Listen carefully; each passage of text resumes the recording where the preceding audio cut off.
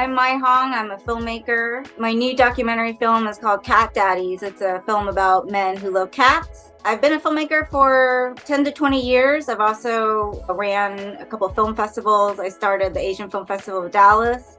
I was also the artistic director at the San Diego Asian Film Festival. So my world has been film for pretty much all my life. Welcome to the Vietnamese. I'm your host, Kenneth Nguyen. Being part of a culture of nearly 100 million Vietnamese people in the world today comes with a lot of pain, proud history, and privilege. Join me as I highlight and explore the Vietnamese experience from all over the world. Thanks for coming on the show, Mye.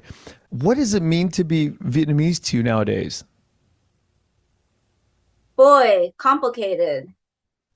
Yeah, it means something very complicated. And something I'm still learning, actually. I didn't even go to Vietnam. I was born in America. I was the first one in my family, and I was born in Dallas. Not a lot of Asian people that I grew up with around there. And so, yeah, it was complicated because in some ways, I just wanted to be like everyone else. And that was pretty difficult when you have a Vietnamese family that do things differently or think differently. And you can't really explain that to your American friends. And then I finally went back. I finally went to Vietnam, actually, soon after my mom passed away. It wasn't planned that way. I had already planned a trip.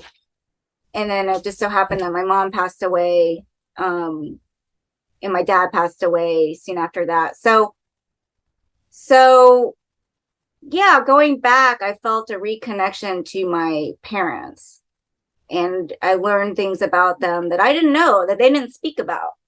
There's so many things growing up that my parents didn't talk about, and things that I wasn't learning until after their death. It was something else, because it's like you have their death, but it almost also felt like a rebirth because I'm learning so many things about my parents' past life and what their life was like in Vietnam. And yeah, so it's complicated, but I'm still learning, and I can't wait to go back to Vietnam again and have some more of those experiences.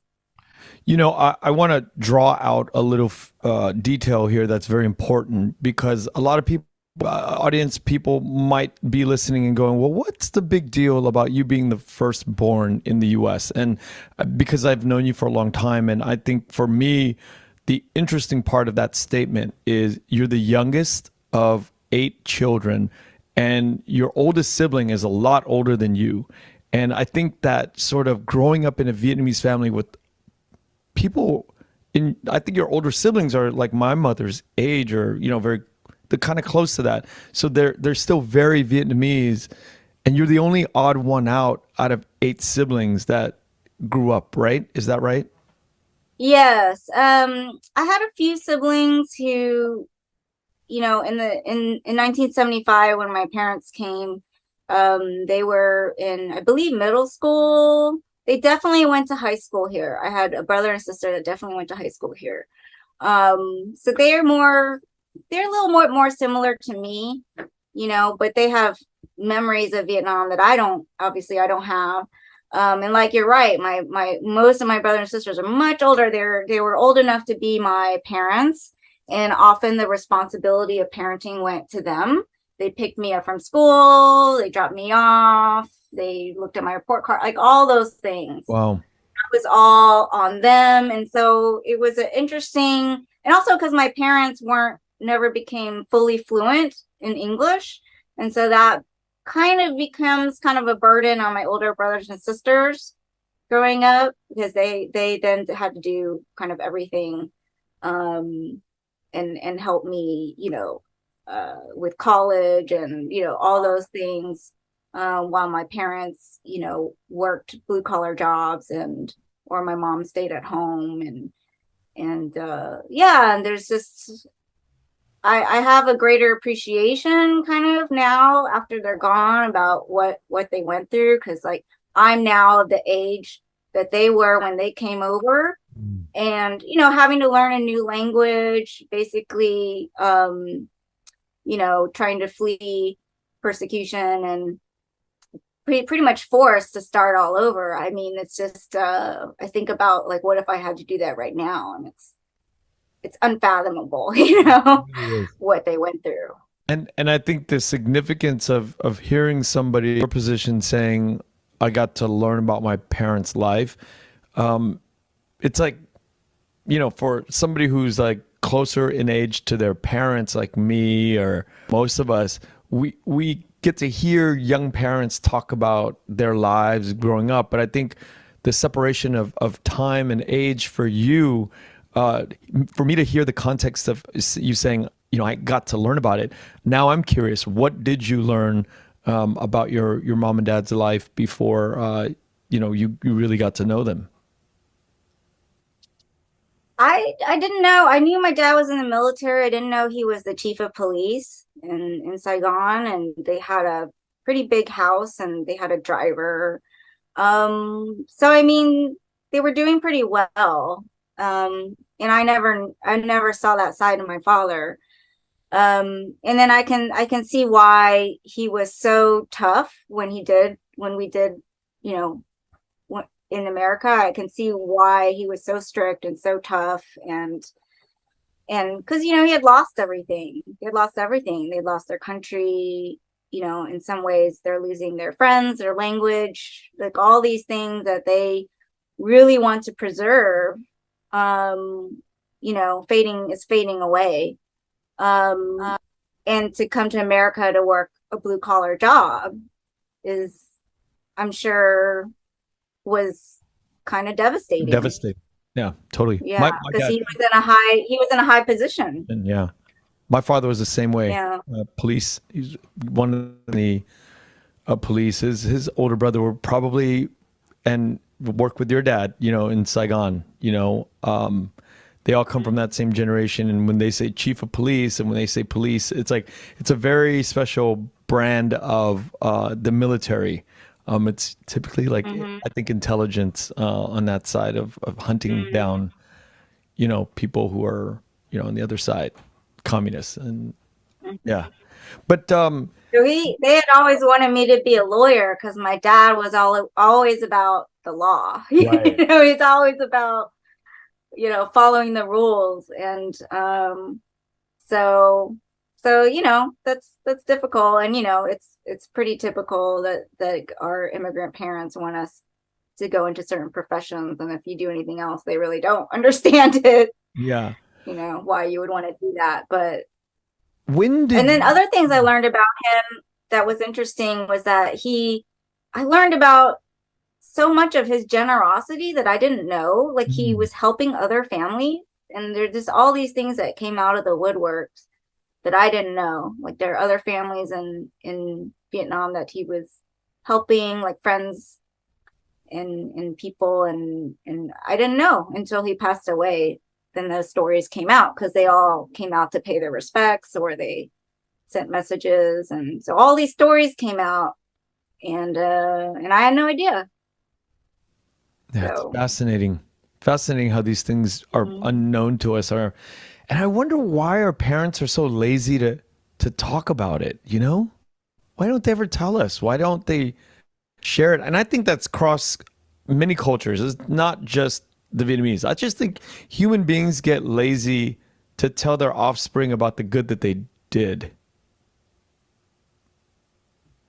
Yeah, maybe it's just the past is just painful, especially if you did come from Vietnam and the war, and it's just very painful. And I can't believe to this day that they never went back. Oh, I don't know why they didn't. They never went back. Yeah. And I know that they missed it. They missed it so much. I could tell. As I talk to more people, I begin to sympathize and empathize with how beautiful their new experience is in America. It was difficult, but how much more, I think, satisfaction they got out of being able to be free and escaping, I think, something that was, endangering their lives and the lives of their loved ones. So they would never go back. And then they lived kind of a full life, 30 years, 40 years in Vietnam. And they're like, well, it got harrowing and got dangerous and they got out. So why would you? Mm-hmm. Yeah, I think for us being born here, we're like, oh my God, we're so curious about what goes on in Vietnam. Even to this day, I'm like always curious about what happens in Vietnam. And we have family members that refuse to go back. Mm-hmm. Yeah. Yeah. When did you get interested in film?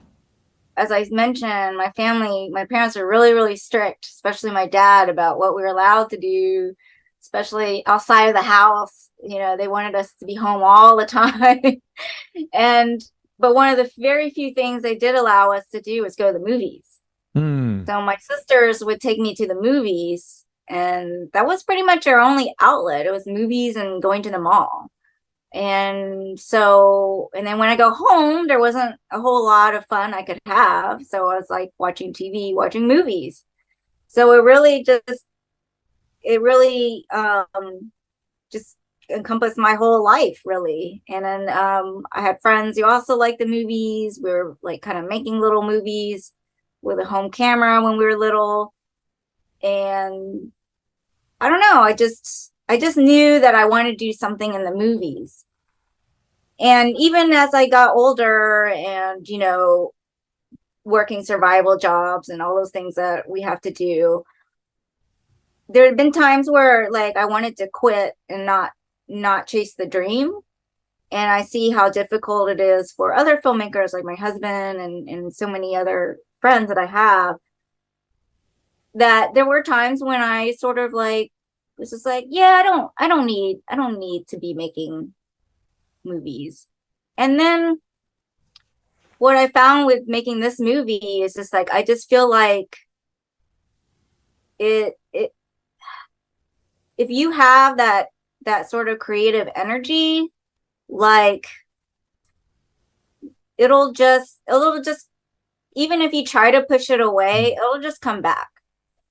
So if it's meant to be, it's meant to be. Like if you're truly meant to be creative, you'll find a way, and also you'll just be inspired, right? And you just feel, because I really had no interest in making I never set out to be a documentary filmmaker, and I love documentaries, I love watching it, but I never felt like I could do it.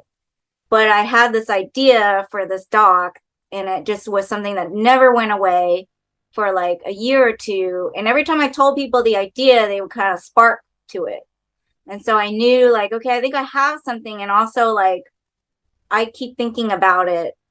So it was just sort of like, I just have to do it, even though I'd kind of given up on, and I definitely gave up on this as a career. So I don't know. I definitely learned that like, if it's just in you, whatever it is, whether you're a writer or whatever, if you, even if you push it away, it's just going to come back, I think, if you're truly meant to do that. You brought up a very interesting term, which is survival job. And God, I feel like so many people are doing survival jobs, right? Yeah. Like, because we're not inspired to do what we're going to do or what we're meant to do, and we just do it just to survive. Have you escaped that survival job mentality? Mostly. Yeah. Mostly I finally, my husband and I and another partner formed a company, Gray Hat Productions, mainly to like fuel and fund our creative endeavors. And that's kind of what funded my documentary. But at the same time, we're also pursuing commercial projects. And so that's kind of like what pays the bills right now. And it did take a leap of faith to do that, because I finally have enough commercial work where I left the office job.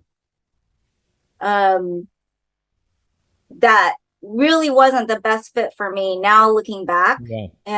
And really like this lifestyle, although working, it's almost like freelance in a way, because you just don't know what jobs are going to come and when, and so it's not steady, right?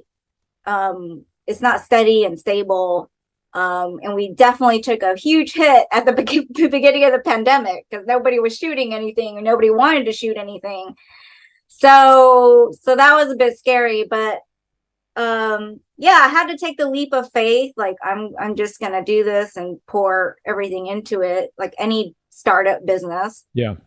And make it work. And so that's what I've been doing for the past year, so that I have also the flexibility to travel with my movie and to get it out there. I the other side of this is that it actually, making the movie actually helped me get more commercial jobs. So it's actually been helping me because people see the movie and they're like, oh, can you shoot this thing I need for me? And it's like, oh, okay, sure. So it's a great calling card, not only for my next project, but also just getting the commercial work that I need to keep going. Yeah, and you know, you've done a lot of things in the film business, but let's turn back to the college days of the Asian Film Festival in that you started out of Dallas. Dallas, my hometown. Yeah. What does it take to start a film festival, and why did you do it? It takes naivety. Because I just thought it was going to be easy and yeah, I was young. I was, in my 20s, and I saw other film festivals, right? Latino Film Festival, the Jewish Film Festival. There are all these other festivals of community, and I was working at a movie theater, and I was a projectionist, and I just kept wanting them to book some of these movies from Asia, Wong Kar-wai, John Woo, so many of these, gems that I, would play in New York and LA, and that's it. And I thought, well, if I do this film festival, like if I'm into this, surely there's other people into this. If I do this film festival and plan it in a way that we can like maybe break even, that's all I wanted to do. And it was selfish motivation that I wanted to see these films on the big screen. It was really important to me. Like I said, I grew up going to the movies, and that experience, the in-person experience, has always been so important to me. I really don't like watching stuff at home, or especially not on a laptop. I just don't really enjoy it at all. But yeah, to gather people in a theater, that was the greatest joy for me, and to present these films and to see it as they should be seen on film, or what have you. Back then it was all film, and just selling tickets and stuff to try to break even. Yeah, I know, it's just sort of like a business venture. I turned it into a nonprofit.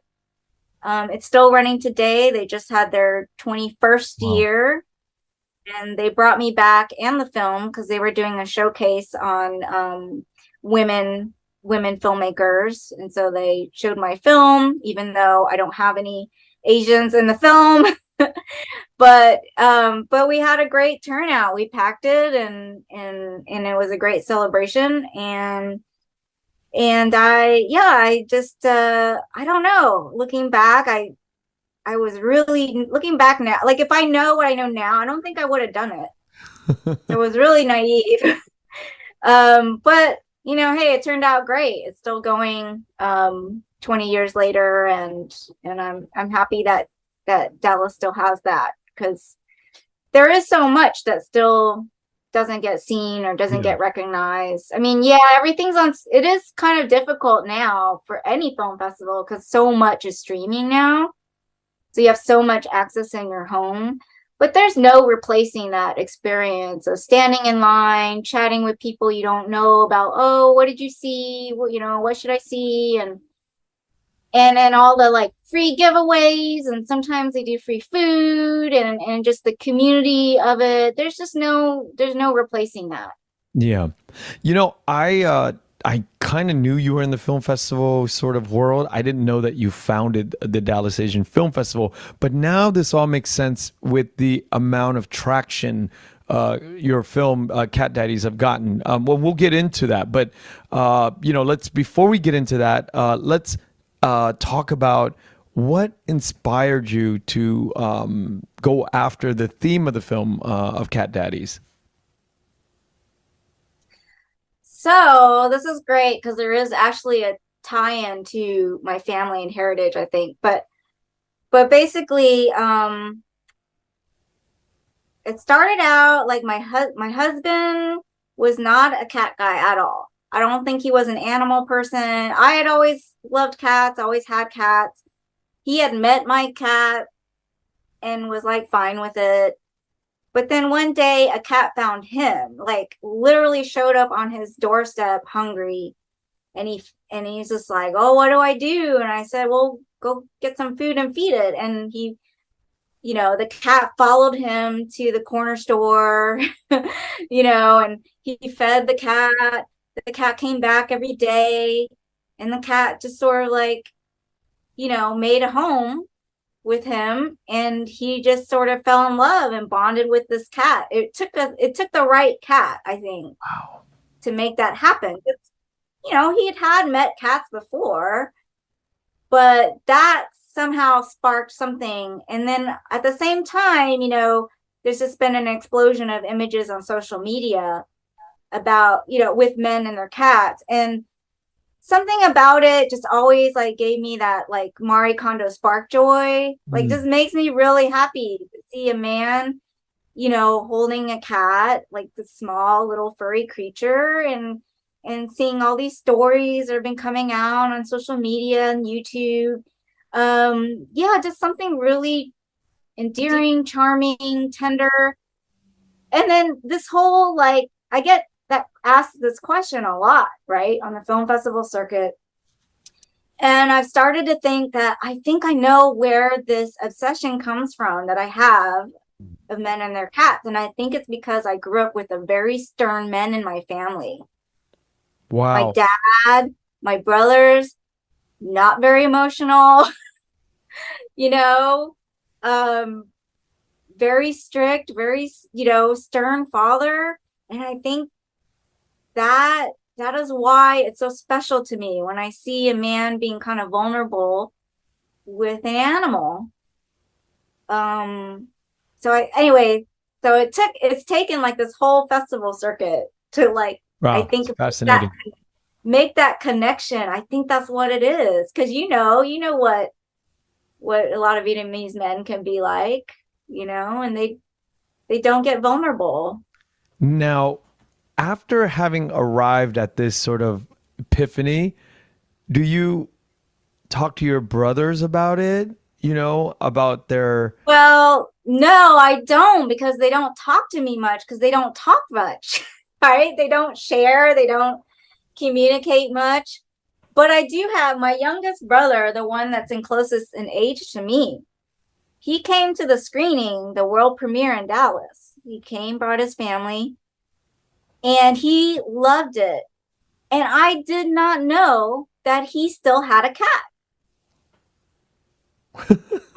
And then he started promoting my film. He was so proud of it. And he just had such wonderful things to say about it, which shocked me. And I didn't know he had this really special bond with his cat. Like I knew he kind of had a cat, but I wasn't sure if the cat was still alive. And then like, I didn't know how close they were until after he saw this movie and I started hearing the stories about it. It's like he never had permission to talk about it, about him and his cat. Mm-hmm.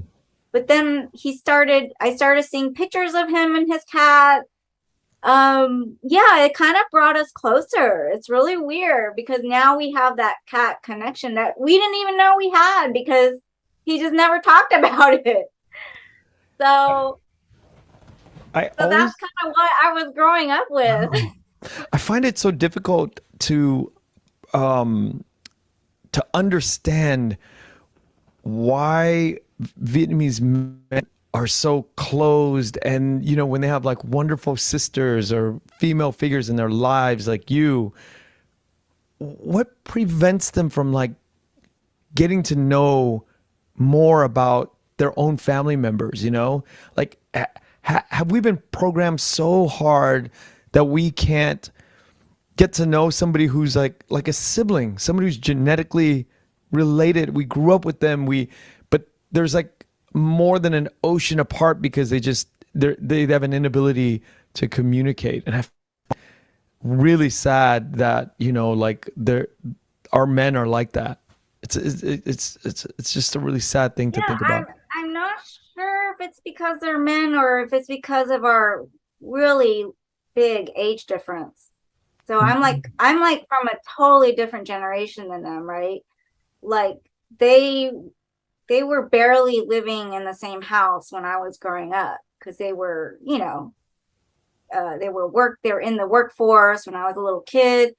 So it's very, very different. So I mean, it could just be that's why we don't have the closeness, or a combination of that and sort of like, you know, what it's like for them to be, you know, a Vietnamese man, and you know, I don't know. I don't know what the answer is, but I can say that it's very different for their children. My nieces and nephews are very close with each other, and they're very close with their parents. So my brothers and sisters have sort of whatever that was has been broken. Whatever that Divide cycle was. was, I think is been broken by the new generation here, because I feel like all of my brothers and sisters have a really good relationship and communication with their children.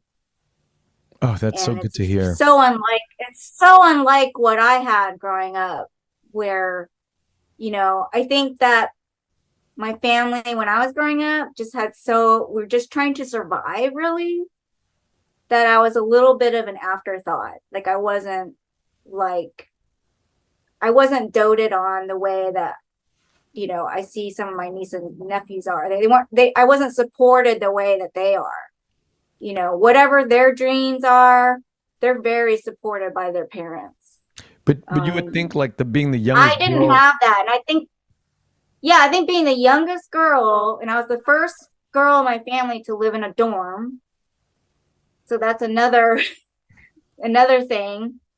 Um, yeah, I was the first one to like have that taste of freedom, you know, from living at home in my family. So I think that it was just like I think my family just really struggled to survive, understandably, and like they just couldn't, you know, support me emotionally in the Yeah. way that they needed. Without Is what all of I'd that, say.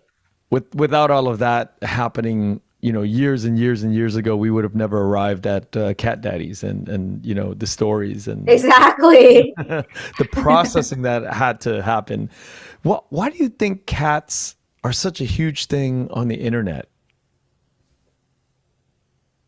I think because they are constantly silly and ridiculous. And I think if you don't have a cat, you kind of don't know. You don't see these things because they don't act that way around strangers. You know, a lot of people watch my film who are not cat owners. I don't know why, but I go to film festival screenings, and, you know, I kind of I'm passing out cat treats, kind of surveying the audience, like, hey, would you like a treat for your cat? And then half of them say, oh, I don't have a cat. And I'm thinking in the back of my head, why are you here? But maybe these people are cat curious. I don't know. But they come out of the movie saying, like, oh, this really changed my perception of what cats are or what they're like. And that's because if you never lived with one, you just don't know. It's a very, it's an intimate relationship. Like, they Mhm. will, you know, they won't act the same way around strangers. But if it's just you and them, whoever they're bonded to, it's a different situation. And so there's a lot of things in my movie that just a lot of people had never seen before. It's like, I've never seen a cat act that way or be that loyal, or, you know, like you really can like see something in their eyes if you really know the cat really well and you have a bond. I mean, it's not any different from a dog, somebody, dog lover and their dog. It's just that dogs are a little more extroverted. So, Yeah. and they kind of they're happy to see everyone. They treat everyone the same. They're kind of like very trusting. With the cat, you kind of have to earn that trust to get to know them. So it takes a little more patience and kind of a gentle approach. You can't really approach them the way you can approach a dog, right? Yeah. So it's very different. You can't just come and grab them and touch them and all these things. So I think a lot of people just don't know because they have never owned one. When you first, any director or writer first starts out with an inkling of an idea, they think that the movie is going to go this way, but inevitably things get in the way of the course of the direction of the film. What did you start out thinking that your project was going to be? Oh, this is great because I thought it was going to be super light and funny and just a lot of like light stories. I really wanted to make people laugh. We did get some of that, but I didn't know. Obviously, we started in 2019, at the end of 2019 filming, and we were supposed to finish filming in April 2020. So you know what happened when we were almost done, and then it changed everything. It changed some of the cat dads I had cast had dropped out, either because their heart wasn't in it anymore, understandably, because of everything that was going on in 2020, or because things were so crazy and that we couldn't travel. We actually had some international travel planned.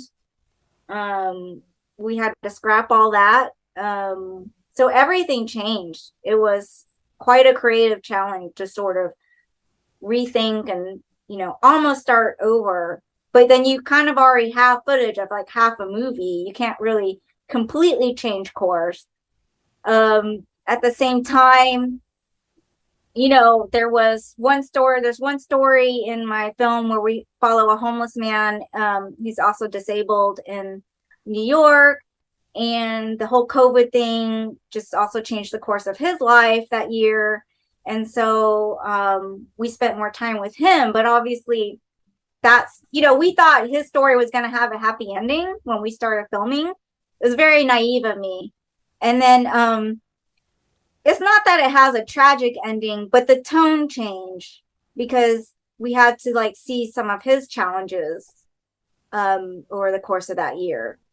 And so I had to I was challenged to really like have all these different things and make them work tonally. So, how do you have this YouTube or like influencer guy who's having the time of his life and this homeless man who has a lot of challenges in the same movie? Like, how do you marry that together? Wow. So that was really challenging. And some of the men that I had planned to have, it was just kind of heartbreaking to lose them. And I lost one cat dad because he decided last minute to say yes to a Netflix show. So Netflix was doing cat content, cat series at the same time. Wow. They actually started after I was shooting and they finished before I finished. And so it was a little heartbreaking for all these changes because then like your vision just disappears in an instant. And you're like, well, what is this movie going to be now? Like, how is this going to work? So, but somehow I guess we made it work because people are responding to it really well. It's both funny and it's poignant. And then all these things that happen in 2020 also get mixed in because that became a year when we needed animals the most and everyone got a pandemic pet, and so so yeah, that brought a lot of kind of seriousness to the movie, and I wasn't planning for that at all. But it's like I still need to finish this movie, like we definitely spent a lot of 2020 wondering like, well, do we just put this on pause or do we try to push through? Because at the time, remember, I'm sure you felt this way. We thought we was going to be a few months, Yeah. right? And then Quick. we're back to normal. Yeah, quick and easy. Yeah. And so we thought, well, we'll just wait it out a few months, or do we keep pushing through to get this to the finish line? And and I kept hearing stuff that year, a lot of narrative productions, of course, paused. And then I kept hearing stuff from other people they're saying like, or other podcasts actually, that were saying like, well, but the docs can keep going, because a lot of docs is like talking head and archival footage. So yeah, of course, like it's easier to keep those going. But then like I had all these other factors that were making it hard, like the travel. Like Yeah. I had 8 or 9 cat dads all in different cities. And then my main character was immunocompromised. And like, how do we safely keep filming with him? So it was really, really tricky, just because it's a doc doesn't mean it was going to be any easier to pull off. But I'm glad we kept going. We kept filming, even though there were parts that we filmed where I wasn't there. My camera guy happened to be on the East Coast with his family, so he was able to get shots that we couldn't, fly to from LA, and I was just on the phone. So yeah, I'd had to do that directing remotely kind of stuff for sure to get it done. I would rather have not, but it's the only way to finish the movie. I mean, I just didn't want to drag this on for years and years. Yeah. I know what kind of strength it takes to continue to push through something like that. Must have been very, very difficult. And as I think about it, like the more you as in anybody pushes through these type of challenges, I think the next film you do is going to be like cakewalk, right? I hope so. Yeah. Yeah. Never again in a pandemic, though. I would never do that again. How did you find yeah, I hope so. How did you find that homeless person? So he was a tip, actually. I had already started filming. I was already cast up. This was in 2019. I didn't have any space for one more person, but one of my Kickstarter backers reached out to me. She said that she had been helping this man for a couple of years. They're very close, but she no longer lives in New York. He's running out of options. He seems perfect for your story because the cat is the only thing he has to live for. This cat is his baby. And the cat has been living on the street with him through, the winters, the summers. And she thought this might help him. And I was reluctant because I was trying to make a very happy-go-lucky movie. And I didn't know how this would fit. But we knew he was very, very high on the wait list to get into a housing facility that will accept cats. So that was his main challenge at the time. At the beginning, his main challenge was getting into housing that would let him keep his pet. And that's very difficult there. So he was on a wait list, and we knew. I thought, okay, well, that probably by the time we finish shooting the movie, he's probably going to get the housing. And then that would be kind of the happy ending we need. That doesn't happen. But in any case, I thought, well, when we all kind of met him and learned of his story, we just felt like we had to do something. He just seemed like the epitome of a cat dad because he was basically sacrificing everything, shelter, to stay with his baby. Yeah. So and he's just so charming. He has this childlike innocence. He's an immigrant from the country Georgia. And so he has this adorable accent, and he just has this innocence, and he's very kind, and he's cares more about other people and his cat than himself. We just felt like we had to make this work, and that maybe this movie could help him somehow, bring him more support that he needed or awareness. So yeah, and that kind of like pushed me to keep trying to finish the movie instead of waiting out the pandemic, because I knew like we needed to help him, so we need to get this out as soon as possible. How's he doing now? So he's still kind of doing the same. I don't want to give spoiler away Yeah. of what happens in the movie, but I can say he is in housing, but the housing isn't so great for the cat. It's very loud, it's very stressful. They don't have adequate air conditioning or heating. And so his cat actually is living with a foster in upstate New York with a friend of his.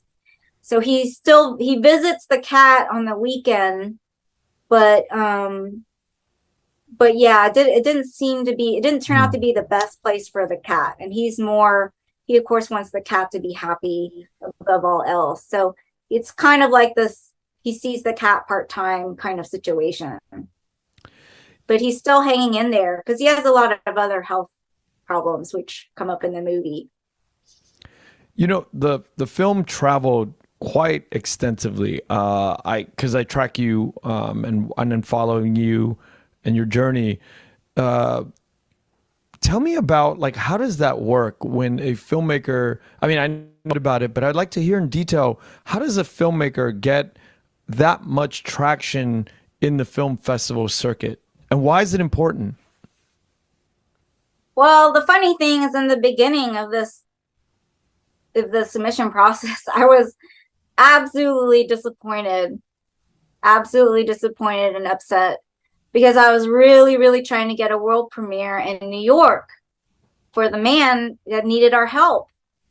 And I thought for sure I'd get into something in New York. And that's where I wanted the world premiere, and we shot half of the movie there. And I just thought, it would just be really wonderful to premiere there. And then that never happened.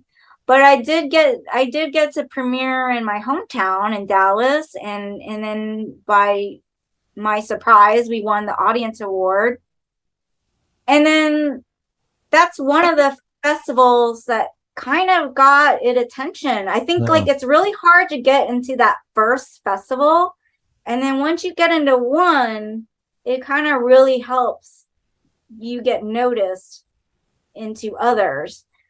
And then the first three festivals we played, Dallas International, Newport Beach, and Tallgrass Film Festival in Kansas, the movie won an award. Our first three film festivals, which was shocking, and I think shocked a lot of other people. And then people started taking notice of it. I mean, how often does that happen? Your first three festivals in a row, you win an award. Doesn't often happen. And so I think that helped a lot. I also knew, because I've traveled to film festivals as part of my work as a programmer in the past, and because my husband had traveled to film festivals, and so he knew kind of like what was good or what their tastes were. Because really, you're trying to match that festival's taste or brand. And so we kind of had an idea ahead of time whose brand we could be part of and who we weren't. So it was very strategic in the beginning who I was submitting to. I also only submitted to festivals that I wanted to attend, or that I had friends or family at, because there's not much point in playing at a festival if no one from your team can attend. I just don't think you're going to get much out of it. I mean, unless you're invited, that's fine. And then you're not having to, but why pay $50 for submission fee to some festival you don't plan to attend at all? Right. So I think the reason why it seems like I got into a lot of festivals also just came from I kind of knew the tastes of a lot of these Right. programmers or these festivals, and just kind of being around for a while. I'm not really the new kid on the block. Like I kind of have some idea of what they're looking for or what they might like or the taste of their audience, things like that. Because, there's a lot of festivals, tons, most of them will probably turn their nose up at a cat documentary. So you kind of had to know, like, and then I had to like look for other documentaries about pets or, and kind of like track like what festivals they've played and try to go for those. So, my advice to other filmmakers is always look for a comp. What other movie Right. was similar to yours and what festivals did they get into? Because every festival has their own taste. And if you're rejected, it may not have anything to do with the merit of your film. They may actually like the movie, but it just doesn't fit their brand. I get that a lot. Even finding a distributor for the movie, it was like, oh, we love the movie, but it doesn't really fit our slate this year, or it's not part of their brand, whatever that is. So it's about finding, it's like dating, Yeah. and it's finding the right chemistry. Have you found distribution and, theatrical, and what does all that look like in the near future? So yeah, so the deal hasn't been completely closed, and I do have a distributor. They're taking all rights except theatrical. In fact, I got 7 different offers actually. But none of them were offering theatrical. Nobody seems to want to take that risk, especially on a documentary. I was not surprised, but surprised. How come? So, Why are you not surprised? But then what, I guess mechanically understanding that process of theatrical, yeah, what kind of can we talk about? I'm not surprised nobody wants to do it because it is a huge risk. You're putting more, if you do theatrical, you're putting more money in promoting the film and energy than you're gonna return on, most likely. But I was also surprised because in 2015, I believe, there was a cat documentary called Kede that really like shocked the industry because it made so much money at the box office. Oh, It got great reviews. I saw it both in New York and LA with sold out audiences. There's just something about watching cat content with other people that cat lovers just love.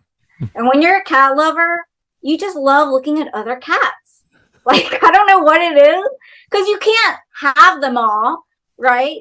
So you want to look at all, there's so many different cats and they're so beautiful, and you just want to look at them. So, and there's something fun about that. Like, it was like a magical experience for me to watch this documentary. It's a Turkish documentary with other people in a packed house, because you just hear the oohs and ahs, and just everybody's just happy at the end of it, right? And so it surprised me a little that nobody wanted to try to duplicate that success. It was limited, but it was very for such a small film and a documentary, it surprised everyone and went beyond, everyone's expectations. So that's kind of like what I'm trying to duplicate. I kept my theatrical rights, and I'm putting it out myself through Gray Hat Productions, and also with the help of a sponsor. So I actually have a cat brand sponsor on board. It's called Meowtel, and it's the #1 cat sitting app. And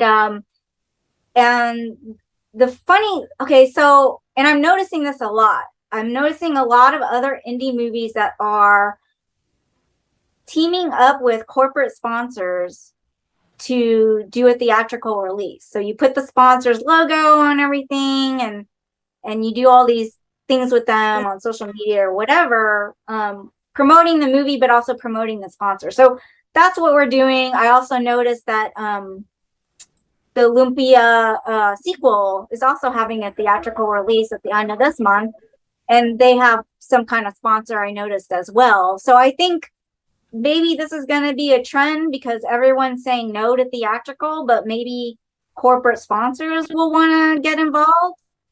And the other interesting thing I can share about getting the sponsor on board is that it started from my screening in San Francisco. I had this is also like the power of in-person screenings, because I make so much more connections when I'm there in person than not. I didn't even meet this person at the screening in person, but they remembered me and they reached out to me, weeks after the screening and emailed me about how much they enjoyed it and what can I do to help. And this was the CEO of the company. Wow. And I said, well, you know what? Like, I have a screening in New York that I'm putting on. It's very expensive. The venue, is very expensive. And I was just going to sell tickets to like try to break even. But if you could come on board and sponsor the screening, then that would make it a lot easier on me. And they did it. Wow. It was just that simple. And then that screening was so successful. We packed it and we gave a lot of exposure to that company. We were passing out giveaways, discount codes, all kinds of things. They were so happy with what happened that then 6 months later, I was comfortable enough to reach out and say, hey, I'm going for a national theatrical release. I'm aiming for 30 cities. And would you like to be on board as a sponsor or an exclusive sponsor? And they came on board. And so it was like, it wasn't just a cold ask though. Like you can see there's a chain of events that happened that led up to that, because I pulled off one screening. They felt like, oh, we feel confident that whatever I say I'm going to do, I'm going to be able to execute it. Right. So it's relationship building. It's little steps, right? Getting to that point. Something about, I guess, her seeing me do Q&A made her feel like, oh, I can reach out to this person and offer my help. And that sparked all of this. But I don't think it would have happened if she hadn't seen it in person and felt what the audience felt. I just think it's a totally different experience versus seeing it online. And I don't think she would have reached out if she had seen it online. I think feeling the emotions and the laughter of that audience in that packed house in San Francisco was what opened the doors. So I'm still all for in-person screenings. And I think filmmakers just got to push for that. I actually turned down some film festivals that I got into because they were only doing virtual still in 2021, in 2022. And I said, sorry, but this is it. I want to keep it in person. I did some hybrids, right? I compromised. It was also kind of an experiment, but overwhelmingly it's been much better for the filmmaker to be there in person. Yeah, let's talk about why theatrical is such a big risk to the person putting out the money to drive that release. Well, it will probably start with the fact that it's really hard to get a screen in New York. Really hard. Yeah. And now they won't even do, for small independent movies, they won't even do a split box office with you. They'll just offer you to what's called four wall. So they'll just offer to rent it out to you for a week, and you're paying a lot of money, usually $10,000 or more. So that's right out of your pocket. I mean, yeah, on the upside, you do get to keep all the return, but still, that's a risk. Big risk. What if people don't show up? Then you're spending a lot of money on a publicist. You need to have publicity to get, some reviews, some articles, things like that. That's a big expense. All of the posters and things and that the theater will need, that costs a lot of money. If you're not booking these theaters yourself, you have to hire a theatrical booker, which I have, who's been great. That's an expense. So the expenses just go, they're They just add up. crazy. Yes. I'm honestly spending more money putting this movie out theatrically than it costs to make the movie. Yeah. Yeah, and then that's really hard to wrap my head around as a fiscally responsible filmmaker. Like, it's really hard, but I am blessed because I have the sponsor and I don't have to pay this person back. Yep.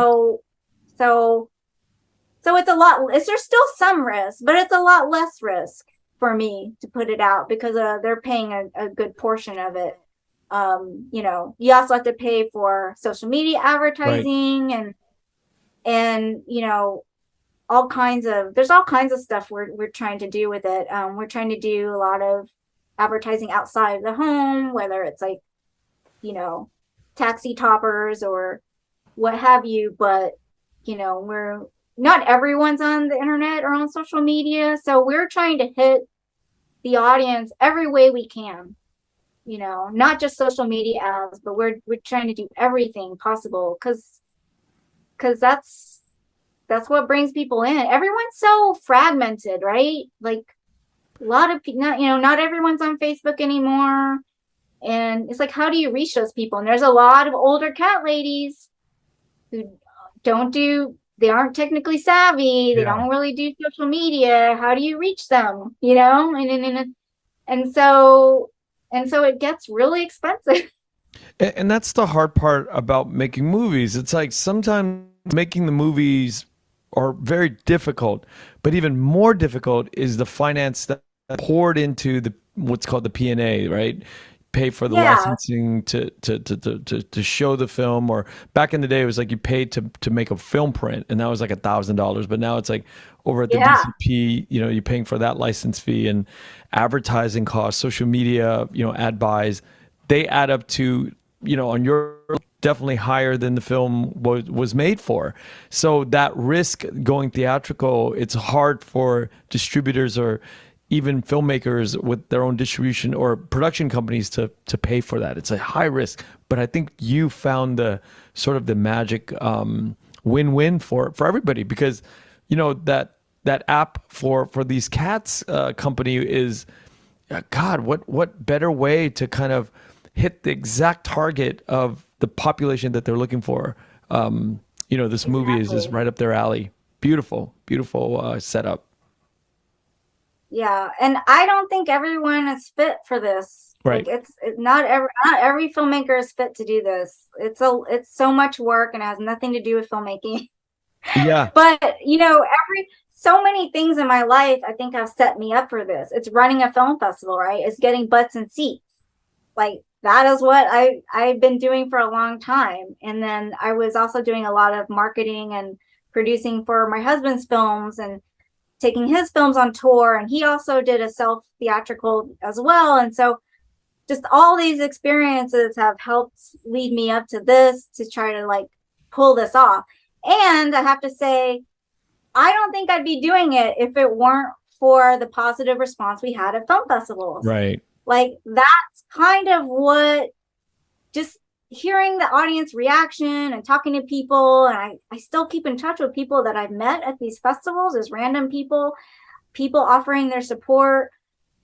If it weren't for that, like I don't know if I would have the confidence to like go into this and put it out in theaters, because the number one question I get is, when is it streaming? When is it going to be on streaming? Yeah. Constantly. And I get it.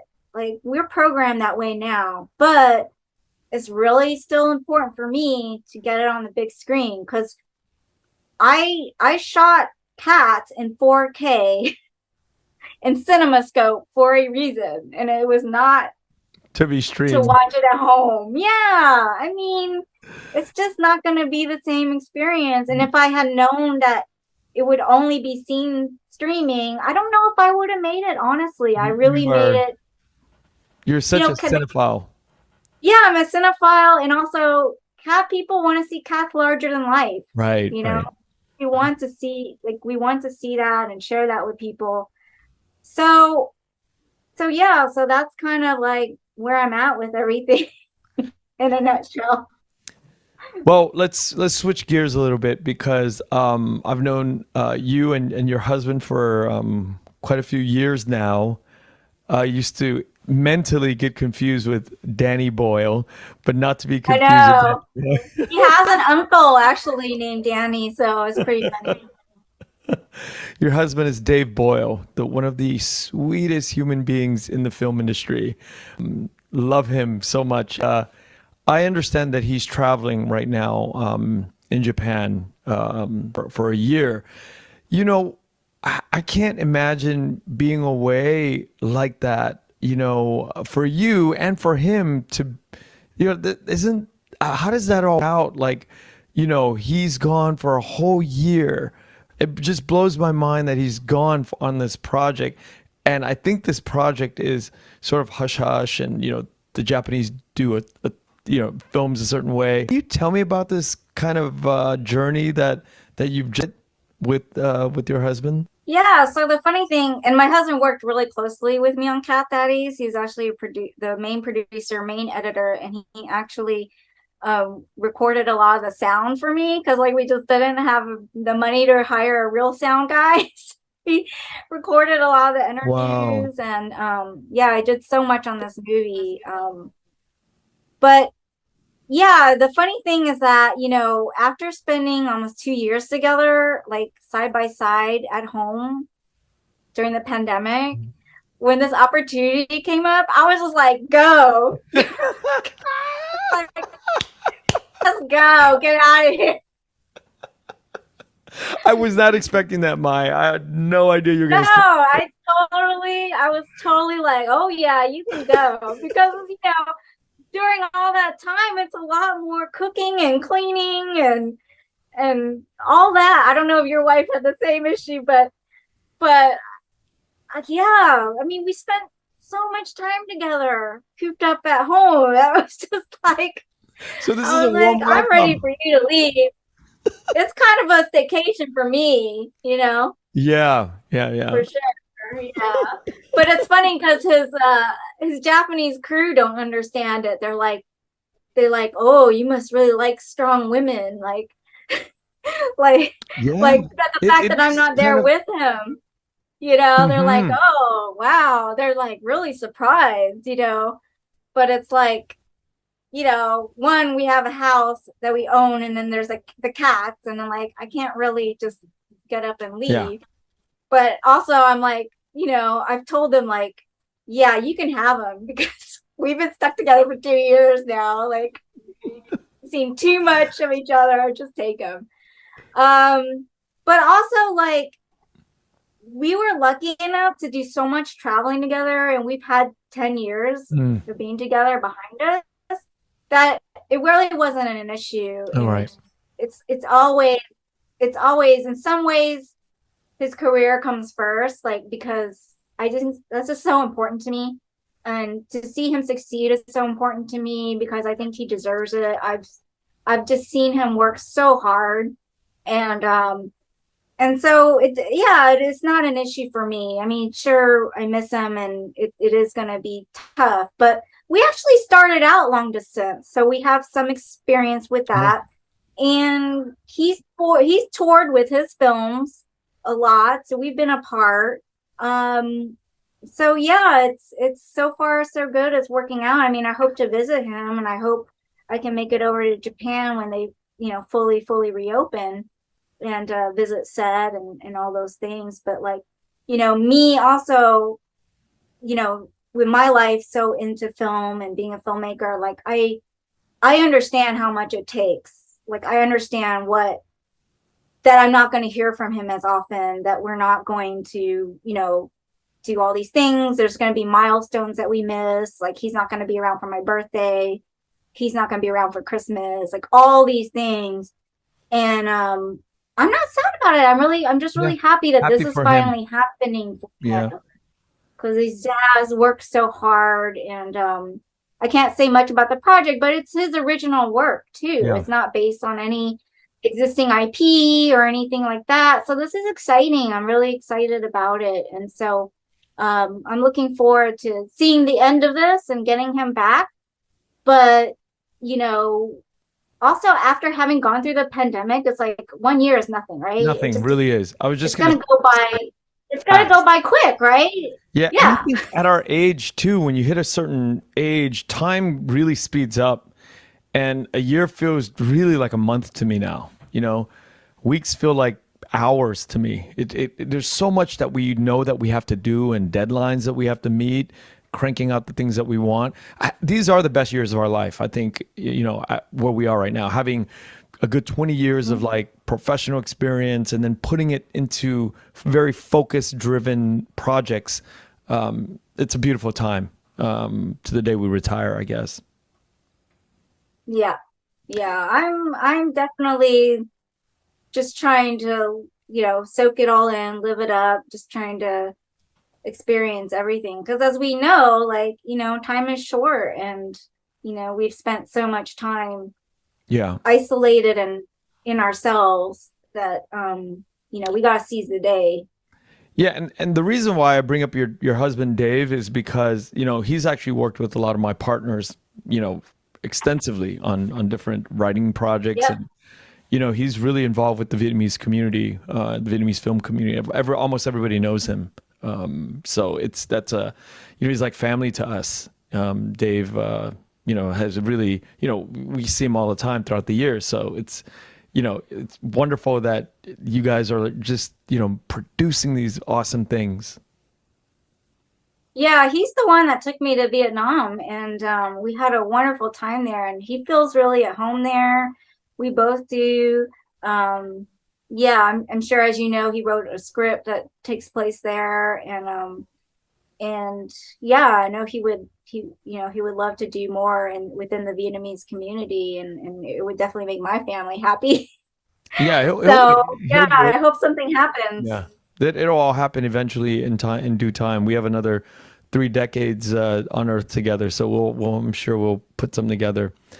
My thank you so much for coming on the show, and I want to ask you, how can we know more about the theatrical release or streaming dates? How do we keep in touch? How does the audience keep in touch with the release schedule? Yeah, they can go to www.catdaddiesmovie.com. We also are on all social media. It's at Cat Daddies Movie. So it's pretty easy to remember. And we open in New York on October 14th, and then we open on October 21st in LA, Dallas, and San Diego. And then there will be more cities forthcoming. But we really got to make a splash in New York, I have to say. So a lot of our effort is going there, and yeah, and it's tough. It's award season. It's a lot of competition in October, but you know, it's kind of now or never. Yeah. Well, best of luck, and I look forward to seeing you very soon, and you know, watching the film. Great, thank you, Ken. Okay, thanks, Mye. Thank you for listening to The Vietnamese with Kenneth Nguyen. The Vietnamese is produced by Brittany Tran. Special thanks to Jane Nguyen, Catherine Nguyen, Tina Pham, Sydney Jamie, and Christo Trin. Please find us on Instagram, Facebook, and TikTok at The Vietnamese Podcast. You can also find us on YouTube, where you can subscribe, like, and comment. Please rate and give us a review wherever you find our podcasts.